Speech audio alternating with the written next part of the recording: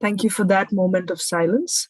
I take this pleasure to welcome all of you who are gathered here, faculty members, research scholars, and our eminent guest, Dr. Sanjay Pohekar, Professor and Head of Research Program, Symbiosis Centre for Research and Innovation, Pune, who is also rendering the webinar on the title, The Art and Science of Technical Paper Writing. Once again, I render my welcome to all of you to this webinar. To say a little bit about our eminent speaker today, Dr. Sanjay Pohekar is mechanical engineer by education and academic administrator by profession. He has obtained his doctorate degree from BITS Pilani in 2004, and he's also been in charge for the doctoral program over the last 20 years in various universities, including BITS Pilani. He has 30 years of experience and has taught collaborative education programs and has conducted many MDPs in his career. He has 25 international journal publications to his credit and a total citation count of 3,685 as on date. He is on the review board of Elsevier Science, Springer Journal, Indus Science, and Wiley VCH, UK, to name a few. He has successfully guided 5 doctoral students in the areas of energy engineering, heat transfer, and computational fluid dynamics. He has also guided 2 national renewable energy fellowships, and he's currently guiding 4 scholars on their doctoral thesis. He is a life member for many professional societies and associations and is presently rendering his services as professor and head of research programs at Symbiosis Centre for Research and Innovation at Symbiosis International, deemed to be University, Pune. Before we hand over the session to our eminent speaker, I would like to give a few guidelines.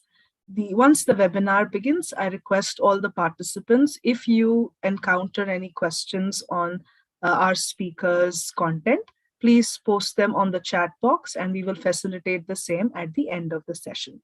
Having said that, over to you, Dr. Sanjay. Yeah. Thank you, Dr. Monika, and thank you everyone, especially my friend Dr. Praveen, to connect with the Christ University. In fact, I would have loved to come in person, but then there are limitations. My sincere thanks to Professor Beki and my sincere thanks to Professor Jayant Mahajan. We are professional friends, and now it's my time to reciprocate whatever help Professor Mahajan is rendering to us. I'll throw some light on the experiences which are gathered over the years.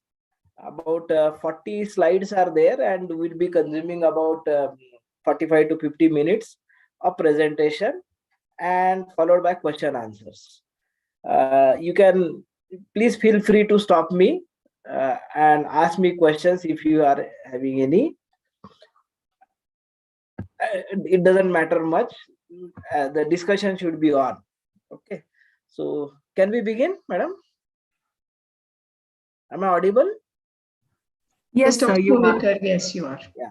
Yes, so the topic of the day is art and science of technical paper writing. Now, technical means I would rather say, you would like to say that instead of technical, we could have used the word scientific. The paper is a paper. It's more of a scientific content which is being written, and technical, biological, or nothing of that kind can be said over here. So it's art and science of scientific paper writing. Very basic understanding of the research cycle needs to be there with each one of us.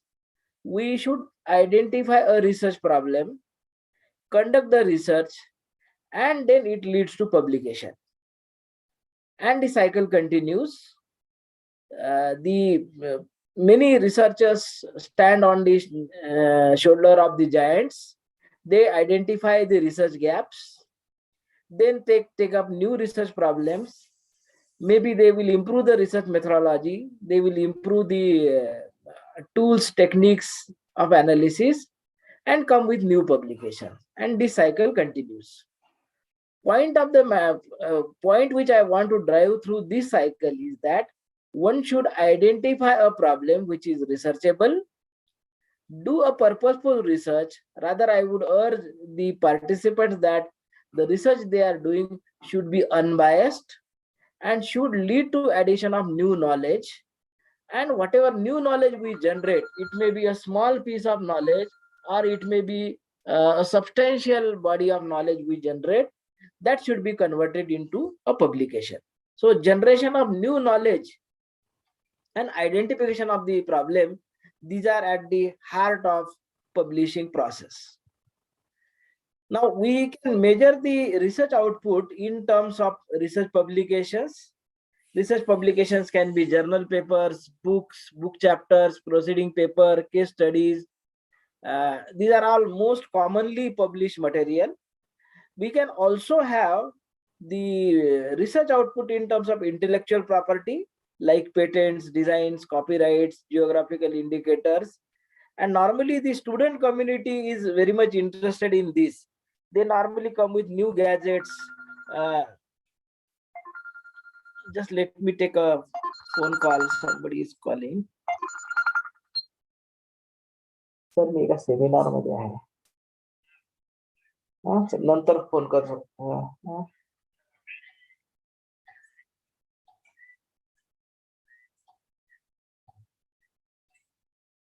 टाकलाय sir, टाकलाय. मी त्यांना phone करून सांगतो sir. Okay. Yes sir. Okay. Sorry, there was a phone call from our director. So research publications are the common research output which we can have, journal papers, books, book chapters like that. Normally the student community and new researchers are interested in patenting, designing, copyright, poetry, etc. can be copyrighted. One more type of research output which we can have is in terms of research projects. So we can do a societal research, the research which is useful to the society, and such a research can attract funding, and this is called as a translational research, but then that is a different topic. There are funding agencies which can support it. We can develop new technology, new processes, new products, and all these can be called as a research output. Now, what all can be published? Any new or original piece of knowledge which is generated can be published. Anything which is available in the textbook, anything which is available otherwise in public domain should not be published and did not be published. So whatever new piece of knowledge we generate, it may be a small piece of knowledge or it may be an incremental knowledge which you have generated, that can be published. Original inventions such as new instrument, procedures, protocols, new experimentation techniques, new analysis techniques, new models, validation of the existing models, validation of existing data, this can also be published. Novel applications, so anything which is available in one domain can, if you apply it into other domain, then that can also be published.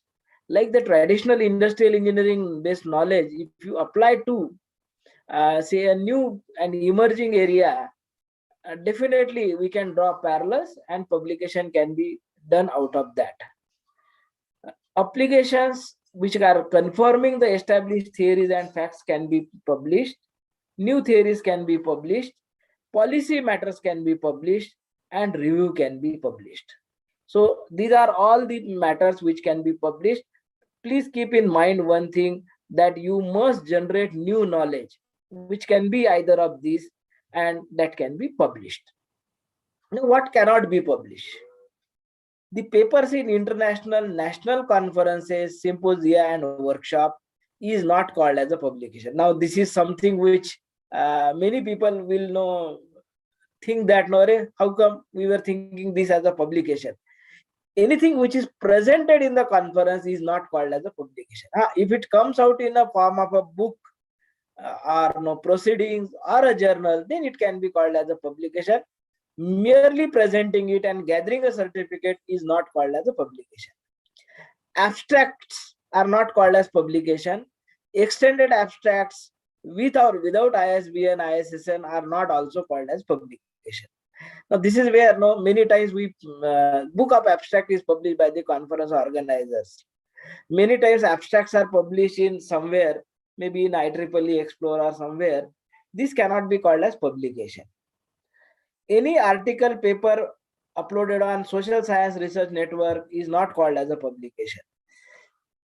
Book reviews are also not called as a publication, and research papers published in a souvenir or any journal which is not having ISSN or ISBN is also not called as a publication. So many universities think of bringing their own annual publications. It may be souvenir. If your paper is published in a souvenir, it is called as an article. It is not called as a scientific publication. But if you have that journal or that issue has got ISSN or ISBN, then it can be called as a publication. Now, what kind of papers can be written? A review paper can be written, a comprehensive or an overview in the niche area can be written, but this will require a large amount of collection of papers, analysis of papers, and we call it to be papers based on systematic literature reviews. Empirical or experimental based research papers, we collect certain amount of information, data. We may collect some information, data through questionnaire, interviews, lab work. Then we can also write down thematic papers based on secondary data. So this kind of papers can also be written. We can develop strategies, models, policy papers. This can be based on primary or secondary data. This can be also called as papers.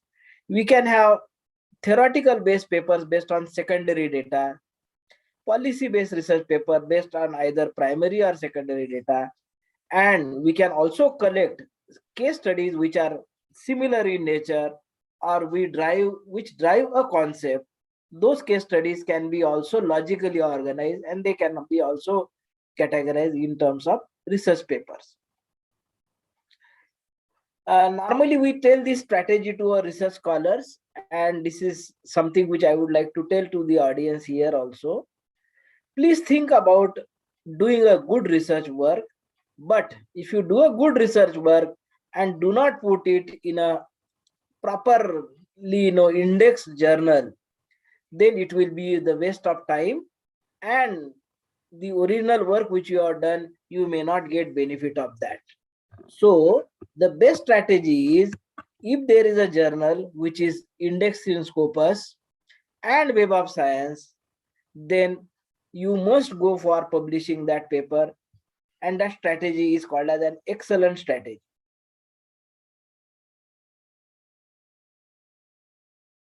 Web of Science, then it is called as a very good strategy of publication. If it is on Scopus and not in Web of Science, then the chances are down, because many Scopus index journals are getting delisted. There are certain dicey journals, they get delisted, and you may not get the benefit of your publication. And if the journal is not indexed in Scopus and Web of Science, you should not go for such a publication. That is the waste strategy. So my request to the audience over here is, do a good research work and find out an avenue, which the avenue means a journal which is there in Scopus index database and Web of Science index database. And if you publish over there, you will be getting a wonderful credit of your publication, and your publication will fetch a lot of citation, and you will be known as a known researcher in that particular area. There are commonly publishing houses, known publishing houses. The best ever publishing house is a Nature Publishing Group, Elsevier Science Publishing Group, Informs, Springer, Taylor Francis, Sage, Emerald, Interscience, Interscience, IGI Global, and many more. About 40 to 50,000 peer-reviewed journals are available where you can publish a paper. The only condition is that your paper should be based on original idea. You should add new body of knowledge, and the paper has to be in a particular format. Now, why one should write down? Now I am giving you a psychological primer on why we should write and publish. The purpose of publishing is very prominent in academics and research, because if we do a research and publish our research, then the human knowledge would increase. So it is for the benefit of addition of new knowledge. We may generate new ideas, we may do a new work, and these ideas need to be communicated to students, colleagues, and scientific community at large, so that the idea can be refined, and that would require a communication. Now, if you look at old days, conferences were held and we were discussing these ideas in conferences, but over the span of time, conferences have lost their no credibility, and that's how we should basically communicate our ideas through research publication in journals. Scientific ideas are generated basically reflecting our own intellectual strength. In fact, there will be a time when the university's ranking will be done based on the scientific and intellectual strength. Building infrastructure, etc., will not have much weightage, but the intellectual capital will have more weightage. We are already going in that direction. So let us have more evidences of publication of papers, and if you show our intellectual strength in terms of publication, projects, intellectual property, then our universities can be ranked better. It is also necessary for an individual to get promotion. So it is normally said that no, publish or perish. So our performance-based appraisal system, how many papers have you published? That is the question which is asked in our performance appraisal review. Now there is a misconception that no, academia is only teaching, tutoring, correcting papers, and so on and so forth. Now slowly, rather with a very fast pace, we are going away from this concept. Traditional universities concept was, affiliated college concept was, somebody was designing the syllabus, somebody was teaching, somebody was setting the papers, somebody was evaluating the answer script, and nobody was accountable. Now with the universities and autonomous institutes in place, our job is not only to teaching, tutoring, but universities are supposed to generate new body of knowledge. So that's how publishing becomes very important. Now, when should we write down? Once you have got an original idea, then you should start writing. And I would ask you a few questions. Have you really done something new and interesting? Is there anything challenging in your work? Is the work directly relevant to current or hot topic? Have you provided solutions to the difficult problem the world is facing? And if the answer is yes to all these above questions, then it is high time that you should prepare your manuscript. And if your manuscript is proper, then definitely such a manuscript will be accepted by the journal house. So one has to identify new and interesting problems, take up challenging work in the area which is currently hot, and one has to address the difficult problems which the world is facing. If you are, say, taking up the analysis technique which is, say, old and obsolete, people are working on cloud computing and parallel computing, and if you write down a paper based on logarithmic table, nobody will accept your publication, isn't it? So please think about the latest research methodology and latest problems which the world is facing, and if you work in that area, definitely you will have better chances of getting accepted in the journal houses as publications. It's a daunting task if you are not accustomed to do so, and it has we normally have a lot of inertia. We are very good at speaking, lip service, but we should be good at writing. So writing is not an easy job. One has to get accustomed to this writing job, and there is always a fear of not getting accepted in the journal house. Doesn't matter, once or twice the manuscript may be rejected, but once you are accustomed to this kind of exercise, then you will be a very prolific writer. The very basic requirements are your technical content or the scientific content. Your own research work must be good, and the presentation also should be very good. If the work is good and presentation is bad, then still we can push the publication. But if there is no work and the work is also bad or presentation is also bad, then it will be a disaster. The work has to be good, presentation can be improved. In fact, let me share my own experience over here. I received a paper for review from a Swiss author. The English was very bad. I could not make out anything.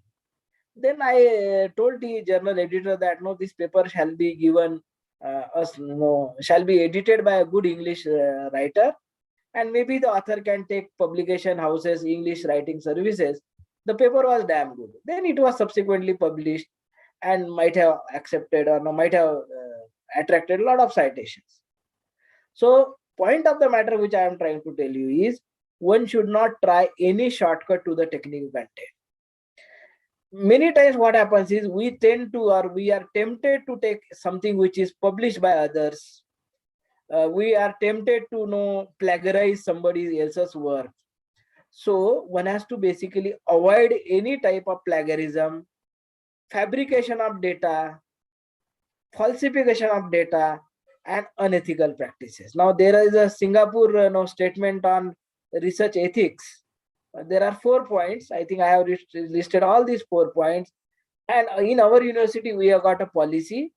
No document which comes to the university can have plagiarized kind of content. So 10% plagiarism is allowed in our publications, research proposals, mid-review report, PhD thesis, even project reports. So similar thing can be there in your university. One should not steal somebody's works, and there are softwares like Authenticate, Turnitin. So many softwares are available, and more than 10% plagiarism is not allowed. One should not fabricate the data, one should not falsify the data, and one should not go in for stealing of somebody else's data or the knowledge which is generated. And there are a lot of papers which are being retracted, and there is a retraction watch journal also. And many times at later stages, the journals are to be retracted, causing a lot of problems to the university where you are working and to the individuals also. So my request and advice to the fraternity is that be strict on plagiarism, falsification, and all other matters. Be ethical. A successful paper. How do you define a successful paper? A successful paper is something which is published in a journal and is read and cited by others. So our paper should be published. Our paper should be read. Our paper should be cited. And if our paper is cited, then the journal will become popular. The impact of that journal will increase, and the journal impact factor will improve. And more the impact factor, better manuscripts will be published in that journal. And that is what is the vicious circle. Now, many times we think that I have written a paper and nobody has cited my paper. That means you might have done a work in an area which is not worth citing by others. It's not like a Facebook like that. No, today we upload a photograph and by evening we get 100 likes or thumbnails. Nothing of that type. The body of the work which you are done shall be new and valuable to the others. Then only it will be attracting citation. And the body of the work which you are writing should follow the style guideline of the publication house, and you have to understand audience of the journal. And all the time I will be advocating only journals. I will not advocate for going for any conference based publications unless they are very prestigious. Now, how to choose a right avenue? You have to choose a right avenue which is having a good impact factor. So there is a Thomson Reuters impact factor based database. One has to identify a journal which is for your area, in your area. Yeah, Anshul has got a question. Yes, sir. Sir, this question. This question is regarding publication in, let's say, Springer-based lecture notebooks, or let's say we have IEEE Explore. These kinds of conferences and these kinds of journals are there. So I just wanted to know your opinion. So I know definitely you can't compare a journal publication with this conference proceedings or conference publication. But what is your view about it? Like, how should we go about it? One should not go for any conference unless it is very, very prestigious conference. Okay.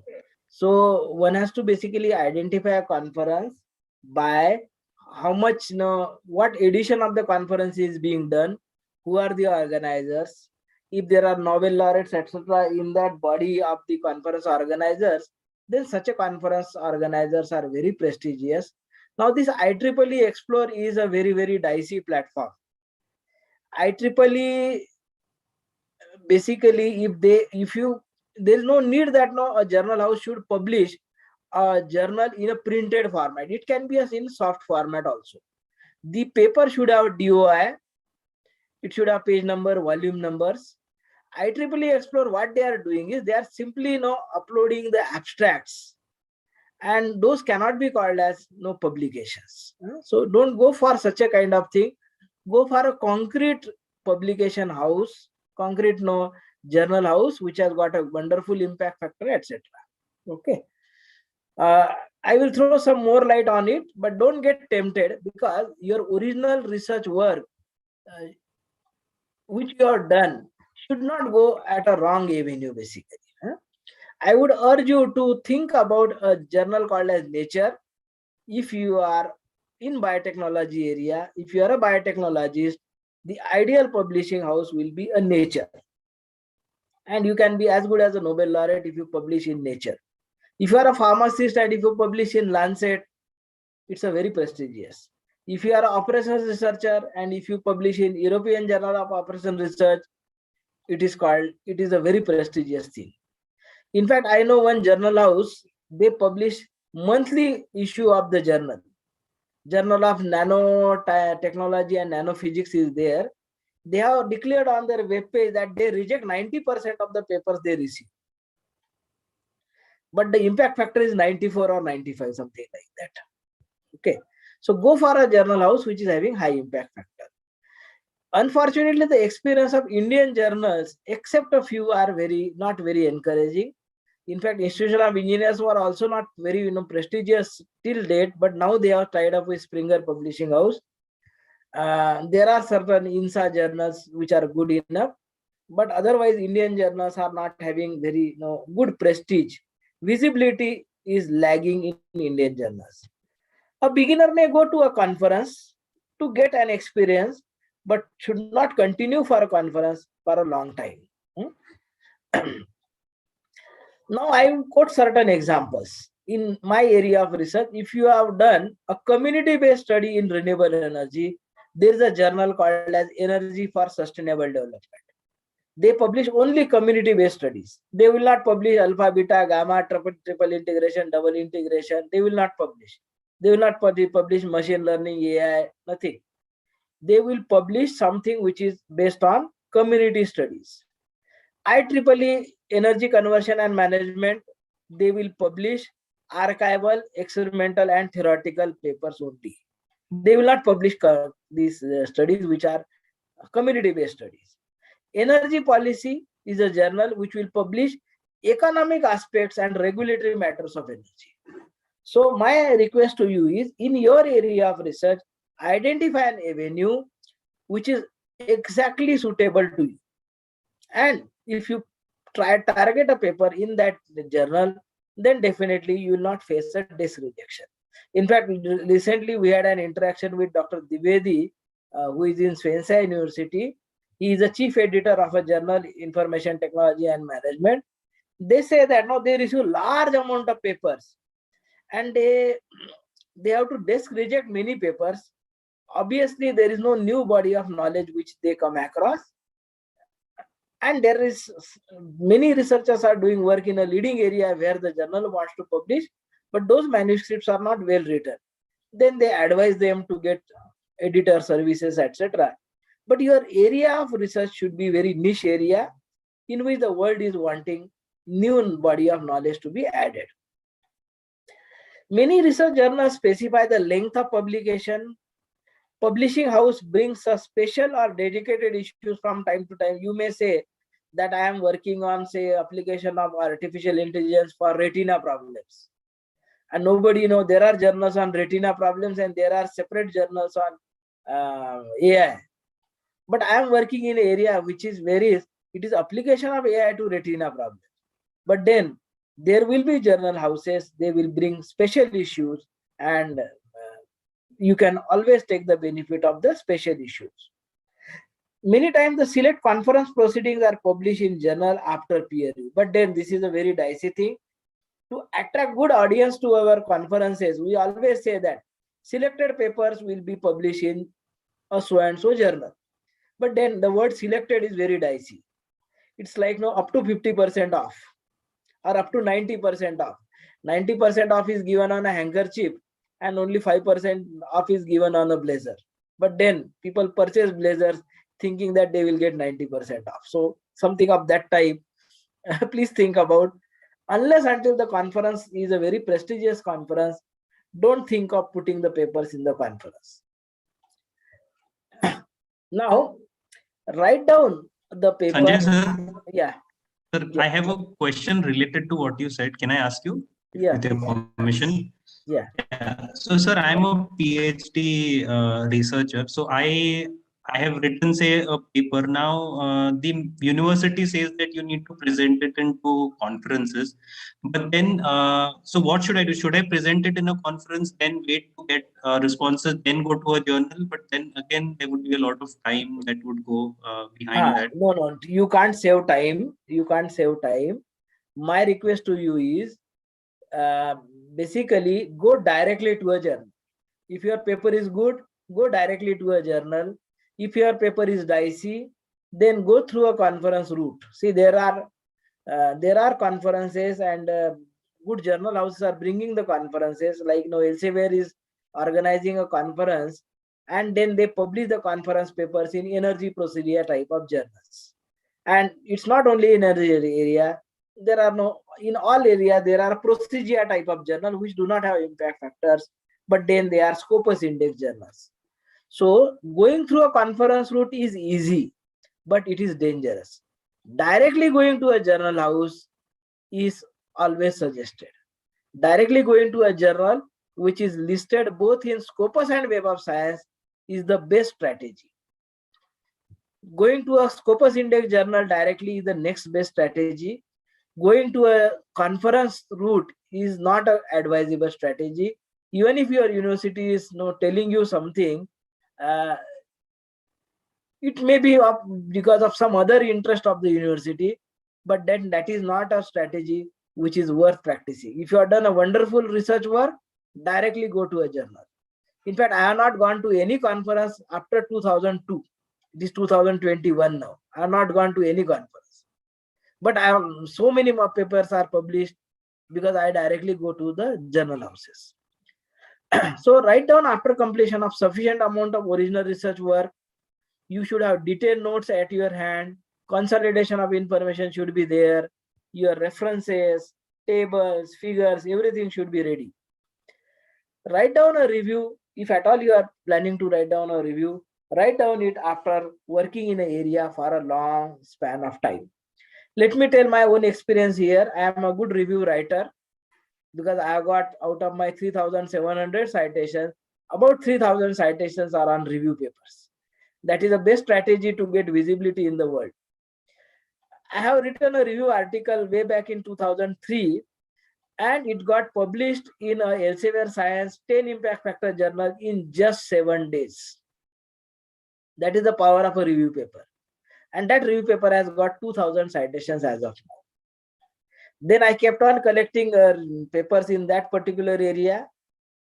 Within next 2 years, I had about 300 papers, but somebody else has written a good review paper of about 150 journal articles in that area. And I was the chief reviewer. I could not say no to it. That article has been published and it is attracting more citations than me. Now I have got in that area about 1,000 articles at my hand. And if I write down a review paper, now writing a review of 1,000 articles and drawing a meaningful conclusion out of this 1,000 article is not an easy job. But if I do it, I will definitely get about 5,000 to 6,000 citations. That is the power of review article. So write down a review article if you are reading, writing, and researching in a particular area for a long time. And as already told you, do not cut and paste others' work because it is copyright protected and it is unethical. Now, many times what happens is you publish certain papers with say Elsevier and you have written your thesis. Many times there are publishing houses which say, give your thesis to us, we'll convert it into a book. My suggestion to you is, give it to the publisher. If the publisher is Elsevier, go for it. Otherwise, there will be a conflict of interest. Your publications are with Elsevier, you have signed a copyright with them, and if you are giving it to, say, somebody else for publishing your thesis, then it will be a conflict of interest, and they don't do much. They simply change the cover page. Each and every piece of work is your own, and they will ask you to edit as their publishing house wants. So merely the cover page is theirs and the profit is theirs. No credibility is given, or there is no credibility of publishing a thesis also with some other publishing house. Now, preparation for writing, as already told you, consolidation. Don't write down when you are distracted, your energy level is low. You want the first draft as early as possible. Express yourself more precisely. I am not advertising for Airtel, but that is required in papers. Write down without much editing and put your first draft at least a day aside so that you can get clarity, and revise the draft for clarity. In fact, a paper which is going to a journal house, if it is, say, edited 30-35 times, then the chances of getting published are more. In fact, I had my own experience with my supervisor and my colleagues over there. My first draft of paper was edited by my supervisor and one of my good colleagues about 35 times. Finally, I was fed up. I said that I am not going to publish it. Then that my supervisor said that no, I am now signing on the copyright form, go and publish it. The paper got published without much editing and without much comments. That is the power of writing. And subsequently, I learned the art of writing.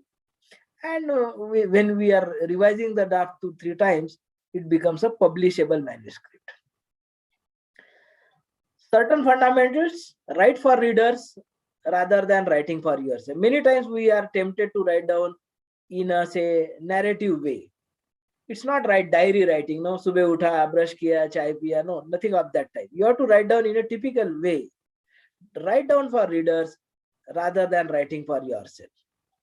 You have to convince the audience that you have taken an interesting problem, taken pains to solve it, and the results are worth reading. You have to answer why type of questions. Many times we tend to explain how you address the problem, but why you address the problem, what is a new thing which you have done in your research paper, like how an algorithm works, why it works in a particular fashion, and what is the novelty of your algorithm. If you write down in your paper, then it will be published. Do not write down your paper as a chronological narrative of the things which you have done. Now, what are the key considerations of a good manuscript? It's a highly structured manuscript, gives a clear statement of the problem, it's very logically written, a manuscript proposes solutions, a manuscript is having numbered headings, figure numbers, table numbers, follow guidelines and standards of artwork. Results are, it tells us about the results achieved, and not only the results achieved, we have to write down the discussion of the results. Many times we simply give tables, figures, etc., and we try to duplicate the data. Anything which is given in the form of a diagram, we tend to give it in the form of a table. So only one type of visual shall be given. Do not represent the data in both the forms. Either give tables or figure, and choose the best suitable visual, and better the visual, better is the paper. Referencing and artwork guidelines must be followed, and on an equal scientific merit, an article which is badly written will have got a less chances of getting accepted. But then, not a problem. You can learn the art of writing, but you have to basically master the art of doing research, and you have to do unbiased research work. And if you are successful in addition of new body of knowledge, writing services, etc., can be taken. You have to tell objective scope and limitations. You have to take the author, or you have to take the reader where you want. So your first paragraph or few paragraphs, you should tell what is new in your paper. You can devote some time for unsuccessful approaches, but devote a lot of space for what you have done. Now, literature survey. Now, literature survey is a very important job of a paper. You can't write down a paper without signing or citing seminal authors in your area. You have to also cite latest papers in your area. But while doing so, you should not give an impression that your work is a derivative or subset of others' work. Your work is original, but you are not ignoring the seminal authors in a particular area. If you are successful in that, you are very successful author, or you are successful in writing a good literature survey. And this will acknowledge the work of earlier authors. And many times it happens that those seminal authors will become reviewers of your paper. So let us say if you are working on a fuzzy logic for electrical controls, there's a former director of IIT Delhi, Professor Kothari, who has written so many papers in this area. So he will be the reviewer, and he will find that, I have worked in this area for such a long time. This fellow has even not cited me once. Why I should accept this paper? Something may be wrong in this paper. Do not cite old and obsolete papers unless they are very classic. So this is the importance of literature survey. Now, how to give a title? Ideally speaking, title should be in sentence case, or at the max you can give title in a title case. You should not give title in uppercase. Do not give abbreviations in title, and no, don't make acronyms in your title. Otherwise, we tend to make acronyms in the title. And with Modi government, they are making good acronyms. But then acronyms are making a concept popular. But we are not making it popular. We are writing a hardcore and a very dry type of work in a journal house. So don't make acronyms. While writing author's name, don't write down Doctor, Professor, Captain, this way, that way, Commodore. Don't write down. You are Sanjay Pohekar or you are SD Pohekar when you are author. Don't write down Mr., Mrs. The world of journal houses is not interested in knowing whether you are married or unmarried or otherwise. Affiliation and communication details should be given properly. In fact, in our university, we have made a standard how to write down affiliation of the university. We have given a circular on that. Then you have to write down an abstract about 150 to 200 words, which is basically going many places and describing your research paper. You have to identify 3 to 5 important keywords. And if your paper is having some scientific notations, you have to give nomenclature. Now, introduction is a very important part of the job. Body of the paper is important part of the job. Result and discussion is an important job. Conclusions and acknowledgements are also important in the paper. So let me just throw some light on individuals. Referencing, appendices, list of figures and list of tables. Author's biography is asked by many journal houses. Now, abstract should be written towards the end of the manuscript. Now, when you have completed your entire manuscript, then you should write down abstract. Now, this conference people have ruined our way of looking at the abstract. They say, please send your abstract. And to begin with, we send the abstract and then try to build up a building based on the abstract. So, abstract is basically prepared after the entire manuscript is ready. Manuscript should be ready, and then abstract should be prepared. So it's a selling point of your paper and is misunderstood by many. And many people download the papers based on the abstracts. And abstract is not an introduction. Abstract is few words of introduction, few words of literature, few words of result discussion, few words of conclusion, few words of future scope, and it can be about 150 to 200 words. At the max, it can be a long abstract of 450 words. Now, introduction. How to write down introduction? Many papers get rejected at the introduction phase only. So, title-based rejection is very common. Abstract-based rejection is very common. Introduction-based rejection is also very common. Typically, 4 paragraphs of introduction to be written, First paragraph is for catchy sentences. Second and third paragraph are background. And the final paragraph is for telling the clear statement of the problem. This is where you would like to take the reader where you want. Main body of the paper is called as meat of the paper. The exact layout will change depending upon the topic. You do not have to show calculation. Don't say x is equal to 2, y is equal to 3, plus x plus y is equal to 2 plus 3 is equal to 5.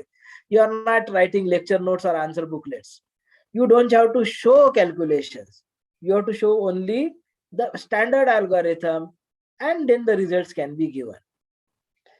You can show the research methodology by the help of flowcharts. You can write down hypothesis and a proof of hypothesis if you want, and then discuss the results by using tables, figures, maps, pie charts. Visuals are very important, and this is called as main body of the paper. So introduction will be typically 4 paragraphs, research methodology about 6 paragraphs, results and discussion about 8 to 10 paragraphs, then conclusion. Conclusion will be about maximum 2 paragraphs. This is it's a place where many authors get stuck. Many times now students come to us that, no, I have written a paper, why don't you write down conclusion on my behalf? You have written a paper, why can't you conclude your paper? This is a place where authors have to think, sit back and think what I have written and what is the future scope of work. The authors have to review the original stated purpose, result discussion, and tell the future scope of work in brief. Many times we tell the future scope of work to be very large. Don't allow it to happen. In fact, in the thesis, we have given an instruction to our PhD student that in PhD thesis, your future scope of work should not be more than half a page long. And you have to write down only half of the slide in presentation for future scope of work. Otherwise, as an examiner, I would say, okay, such a long future scope of work is there. Please do a work and come back to us. One should not give recommendation.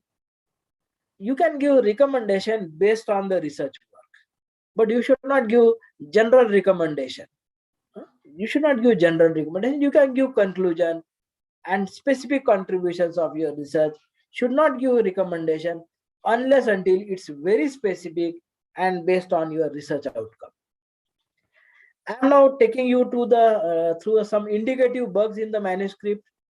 Extensive use of passive voice and inconsistent tenses is a bug. Inconsistency in headings and subheading is a bug. Use of nouns instead of verbs is a bug. No logical connection between paragraphs. Starting the sentence with and. Use of word ampersand, greater than, less than, equal to, input, output. Using SMS language is also a bug. If you are writing in that fashion, see, we are not writing down WhatsApp messages, we are writing down research papers. So one could not say, write down GR and 8, great. This will be a misnomer in writing the paper. Improper use of units. No, kilowatt hours is to be written in a very typical fashion. K small, W capital, S small is a typical way of writing kilowatt hours. Omitting 0 before the decimal point is also a bug, and a reviewer will see it very badly. Not referring to figure number, table numbers in the body of text is also a common bug. Don't give GIF images in the manuscript. Duplication of data in figures, duplication of data in form of tables and figures, choose either. Old and obsolete references, straight away no. Don't use AL in the reference list. You can use AL. AL means more than 3 authors. You can use AL in the body of text. If there is a paper written by Pohekar, Mahajan and Vaidya, then you can say Pohekar AL 2021. Isn't it? And in the body of the reference, you can say Pohekar AL 2021, and then a typical way of referencing can be given, isn't it? So don't use AL in the referencing list. In fact, there can be many authors. I would ask you a question here. How many authors you might have seen in a research paper? Can somebody answer my question? How many authors have you seen in a research paper?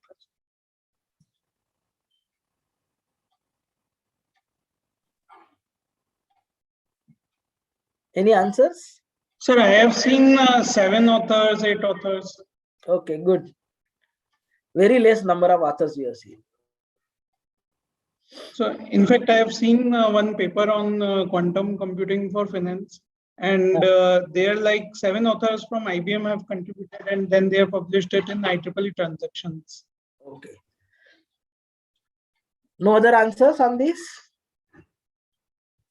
I have got a paper on Big Bang Theory, which has got 5,100 authors. The list of authors is going 38 pages long. So how do you list the referencing in that case? Then you can say, and the authors in that paper are Raja Ramanna, Kasturi Rangan, and all such a big shots in our country. Yeah? So in that case, you should write down first 3 authors and others. Use equation editor if you are making matrices, equations. Don't describe unnecessary things which is available in the textbook. Otherwise, no energy, for energy can neither be saved nor be destroyed. No. This is the first law of thermodynamics, well published from the 1920s. Newton's law. Don't write down in your paper Newton's law. Simply say as per Newton's first law. Don't write down any laws or any sentences which are available in public domain. Many times I have seen theses and papers write down certain proverbs at the beginning. Don't write down it. That is not required. Spelling errors are very common with Grammarly and other software tools at our destination now. There should not be spelling errors. Non-defining abbreviations at the first step. Though we know RBI stands for Reserve Bank of India. But one should describe, isn't it? Now there is a common word SSR. SSR stands for no self-study report. SSR stands for Sushant Singh Rajput. So depending upon in what context are you using the word SSR, the meaning will change. So please describe your abbreviation at the first instance. What is the reviewer expecting from your paper? The reviewer is expecting originality of work and a clarity of thought in your research paper. The objective of writing, up-to-date research methodology, unbiased results, validation of results, good artwork, and good English is something which is expected by the reviewer.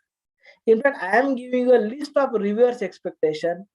This is a list which I get from Elsevier Science. They say that, no, please check for all this. Relevance and scope to the journal house. Originality, scientific relevance. Doubtful or controversial argument should not be there. Completeness of the reported work should be there. Many times we are tempted to write down the paper in 2 parts. One paper can be written, but we write down it in 2 parts because we want more publications. Adequacy and acknowledgement of few past works. I'll take up question, Anshulji. And regarding the organization of the manuscript, there are so many checklists which are given by journal house for the reviewer. And once your paper is, and we have to give marks these days. We have to click checkbox are there. We have to know that radio buttons are to be clicked, whether the manuscript is satisfying all these requirements. Then only it can be submitted for the journal house. So finally, I would conclude that each of one of us should generate new body of knowledge and then write down. And those who are not writing down, I have a sentence for you. मंजिल तो मिल ही जाएगी, भटक कर ही सही. गुमराह तो वो है जो घर से निकले ही नहीं. So start writing as soon as possible. Thank you. Questions, please. Sir, it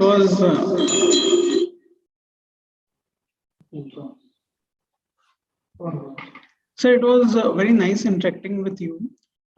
So I just want to know, let's say we have a few archive. So there is repository like archive or SSRN. Is it advisable to put up the unedited version of the paper over there so that at least we can get the reviews from the authors all over the world or the experts all over the world, and then No, not advisable. Not can advisable. further refine the work? No, not advisable. No, not advisable.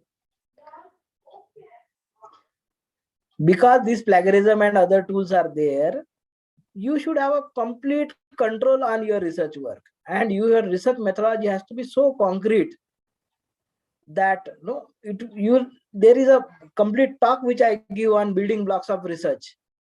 There are 10 building blocks of research, and if you cover all these 10 blocks of research, then your research work is unbiased. And the 10th block is writing, basically. So first 9 blocks we are not discussed. And if your research methodology is so concrete and unbiased, then you are not required to put it in any other archival matter, basically. But sir, like, what is the latest trend? What I have seen, that many of these authors, they put their papers on archive, tag it on, let's say, Twitter and all, to expand their body of work and to make it to bring it in the front of the world. So that is a popular technique, but it is not advisable. A purist researcher will never do it. A purist researcher will never do it. It's for a shallow researcher, to do it. Okay, sir.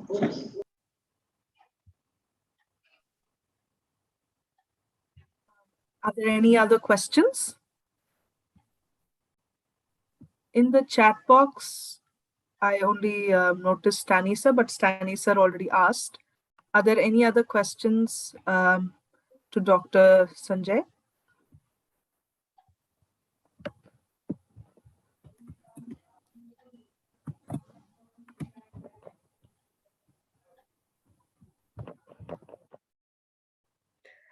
I would tell something.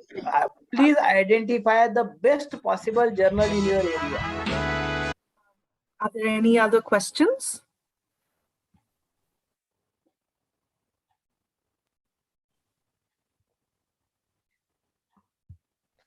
What I would suggest the audience, and this message can be spread because it must be recorded, and while convincing or promulgating this information in your university, please tell the fellow researchers of university that please identify the best desirable journal in your research area.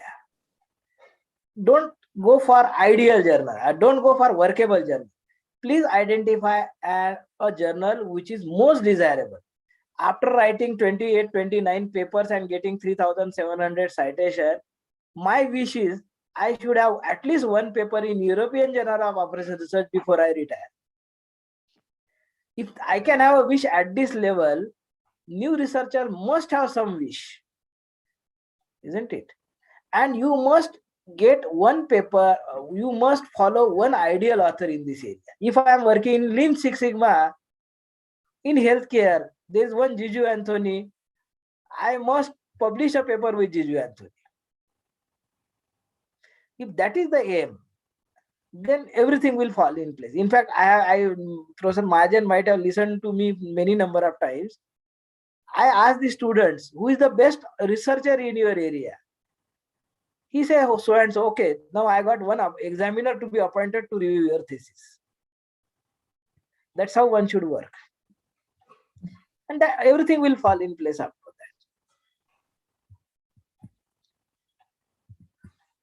that. Are there any questions?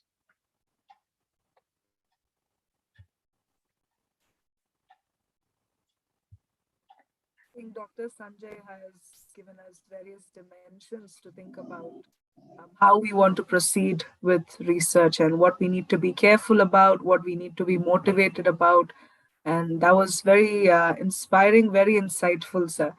Having said that, one last call for any questions from the audience.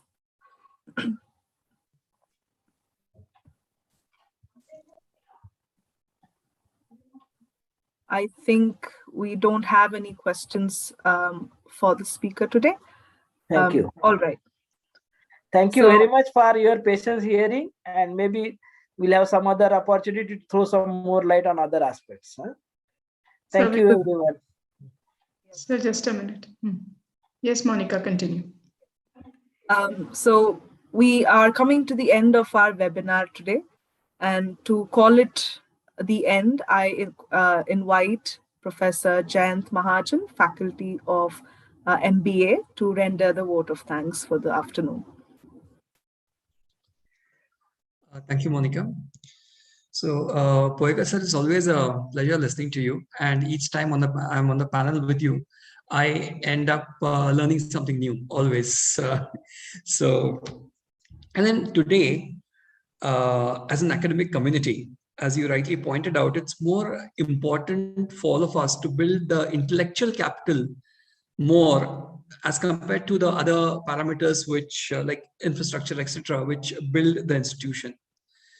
So in that context, research is very, very important, and your inputs on what to research, how to publish the paper, it was really, as Monica said, very insightful. And I particularly found the decision-making matrix which you presented, for the publishing process, that was very interesting. In fact, I would request you to share that slide with me. I really found that very interesting. So on this note, of course, I would like to thank our director, Father Joshi, and our academic coordinator, Dr. Father Arun Anthony, and our HOD, Dr. Becky Thomas, to always be there and guide us, support us in all our research activities. So thank you very much for a wonderful, insightful session. Thank you.